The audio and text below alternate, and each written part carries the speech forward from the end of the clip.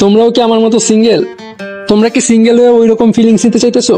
তো হ্যাঁ, আজকের ভিডিও তোমাদের জন্যই। আজকে আমরা কথা বলবো টপ 5 রোমান্টিক অ্যানিমে নিয়ে, যেগুলো দেখার পরে তোমার মন হয়ে যাবে গার্ডেন গার্ডেন। তো শুরু করা যাক আজকের ভিডিও। আর বেশি টাইম ওয়েস্ট না করে চলো ভিডিও শুরু করি। তো আমাদের লিস্টের 5 নম্বর অ্যানিমে হলো more than a married couple but not lovers.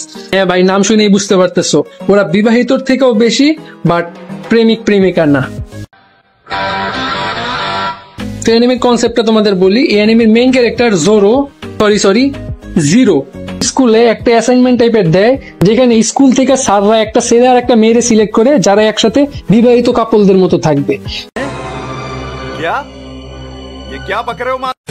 এখানে জিরো আর আকারি জোড়া পড়ে, বাট জিরো আর আকারি একজন আরেকজনের থেকে সম্পূর্ণ বিপরীত। কিন্তু তারা জানে যদি তারা ভালো পারফর্ম করে, ওই পারফর্ম না, অ্যাসাইনমেন্টে ভালো পারফর্ম করে, তাইলে নিজের ক্রাশের সাথে পার্টনার বদল করতে পারবে। এই কারণে দুজনের ক্রাশের সাথে পার্টনার চেঞ্জ করার জন্য তারা ভালো পারফর্ম করার ট্রাই করতে থাকে। বাট তারা ভালো পারফর্ম করতে গিয়ে আস্তে আস্তে একে অপরের প্রেমে পড়ে যায়।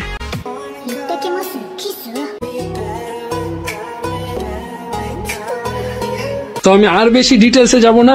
অ্যানিমের কনসেপ্টটা খুব ইন্টারেস্টিং। আমাদের লিস্টের 4 নম্বর অ্যানিমে হলো মাই ড্রেস আপ ডার্লিং। এটা সিজন 2 আইসা পড়ছে, আর সিজন 1 আমি অনেক আগে দেখছিলাম। এটা আমার মেবি ফার্স্ট অ্যানিমে সিরিজ ছিল, যেটা আমি এইচএস এর পরে দেখছিলাম। তো এই অ্যানিমের কনসেপ্ট হলো আমাদের মেইন ক্যারেক্টার গোজো, না ভাই এই গোজো না, এই গোজো। তো আমাদের মেইন ক্যারেক্টার গোজো হাই স্কুলে পড়ে, বাট ও অনেক ইন্ট্রোভার্ট। বাট ওই স্কুলের সব থেকে ফেমাস আর পপুলার মেয়ে মারিন কিটাগাওয়া একদিন জানতে পারে জোরো খুব ভালো ড্রেস বানায়। তো আমাদের মেইন ক্যারেক্টার মারিন কিটাগাওয়ার কসপ্লে করার খুব ইচ্ছা ছিল, লাইক কসপ্লেয়ার্স, যেটা আমার তোমার ড্রিম ওয়াইফ। তো ও যখন জানতে পারে গোজো ভালো কস্টিউম বানাইতে পারে, তো গোজোরে রিকোয়েস্ট করে ওর কসপ্লের জন্য একটা কস্টিউম বানায় দিতে। তো এরকম করে ওরা কস্টিউম বানায় আর বিভিন্ন কসপ্লে ইভেন্টে যায় দুজন একসাথে। এক কথায় গোজো আর কি মারিন কিটাগাওয়ার পার্সোনাল দর্জি হয়ে যায়। আর আস্তে আস্তে কিটাগাওয়া গোজোরে ভালোবেসে ফেলায়। তো অ্যানিমের মধ্যে অনেক ইন্টারেস্টিং কনসেপ্ট আছে। আই থিঙ্ক তোমরা বুঝতে পারছো কেমন কনসেপ্ট। তো যদি ইন্টারেস্টিং কিছু দেখতে চাও অবশ্যই অ্যানিমেটা মিস করো না। আমাদের লিস্টের 3 নম্বর অ্যানিমে হলো হরিমিয়া।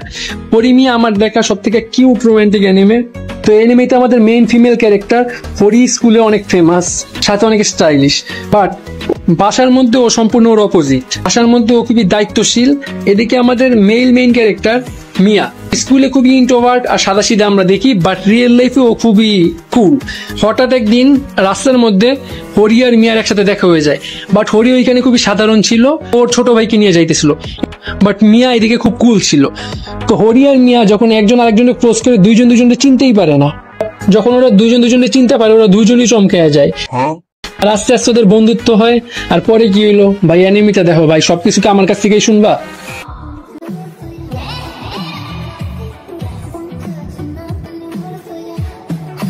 আমাদের লিস্টের 2 নম্বর অ্যানিমে হলো গোল্ডেন টাইম। তাদা বান্ডি নতুন ভর্তি হয় টোকিওর একটা প্রাইভেট স্কুলে। ওরিয়েন্টেশনে যাওয়ার টাইমে সে তার রাস্তা হারিয়ে ফেলে, আর একটা অচেনা মেয়ে মিৎসুর সাথে দেখা হয়ে যায়। তারা দ্রুতই বন্ধু হয়ে যায়। আর ঘটনাক্রমে বান্ডির শৈশবের বন্ধু কাগাকোচো তার জীবনে ব্যাক আসে। শৈশবে তারা একজন আরেকজনকে বিয়ে করার ওয়াদা করছিল, বাট বান্ডির অলরেডি মিৎসুর সাথে লাভ হয়ে যায়। এইখানে আসে ঘটনার মেইন টুইস্ট। বান্ডি কোনো একটা অ্যাক্সিডেন্টের কারণে ওর স্মৃতি হারায় ফেলাইছে, বাট বান্ডির যখন পুরনো স্মৃতি মনে আসবে ওর প্রেজেন্টে সবকিছু ভুলে যাবে। তো আমি আর কোনো স্পয়লার দেবো না, যাও অ্যানিমেটা দেখো। আর কেমন লাগলো অবশ্যই কমেন্টে জানাবা।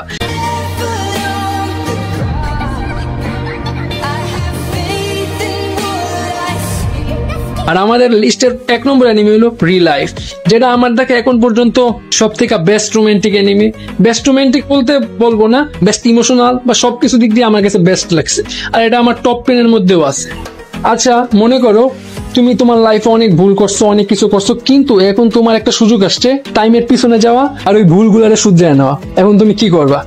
এরকমই হয় আমাদের এই অ্যানিমেতে। আমাদের এই অ্যানিমের মেইন ক্যারেক্টার কাইজাকি 27 বছরের একটা বেকার যুবক, বারবার চাকরির ইন্টারভিউ দিতে গিয়ে ব্যর্থ হয়।